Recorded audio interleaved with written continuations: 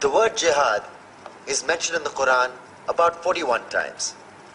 The words mercy, peace, and compassion are mentioned about 355 times. Yes, come in. Come on in, Riaz. Sit down, please. Yeah. Contrary to popular belief in most Western cultures, Islam is a religion that preaches peace and tolerance. Yes, Patricia. If Islam truly is a religion that preaches peace, then how come the world's most troubled spots, the West Bank, Afghanistan, Pakistan, Iraq, they're all plagued with Islamic terrorism? Well, that depends on your definition of terrorism. Some might argue that the U.S. invasions of countries like Iraq and Afghanistan are also acts of terrorism. No, those were acts of war to get rid of despotic regimes. Or means of getting at a country's oil. Conspiracy theories. Well, May I? Yes, please. Go ahead, Riaz. Mr. Khan is right. I mean, if we're talking about terrorists, the world's biggest terrorists are the white superpowers.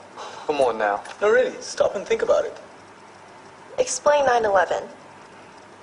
Okay. Do you know how many people died in the Twin Towers strike?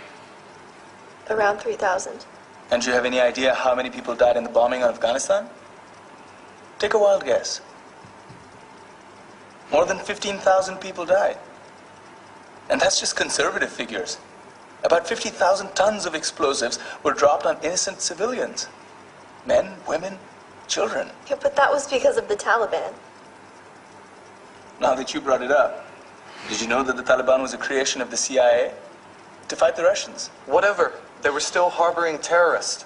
Yeah, right. Terrorists that were never found.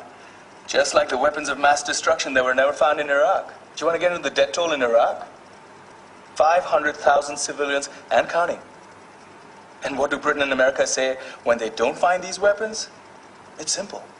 They just say sorry. And still refuse to relinquish control of these countries. What are you trying to say? What I'm trying to say is that just because you're American, wear a fancy suit, and call yourself the president, doesn't make you any less of a terrorist. I'm saying that if you don't stop meddling in other people's countries, you will face a backlash. If Muslims like you feel that way, then why don't you get out of our country? We will. As soon as you promise to leave ours.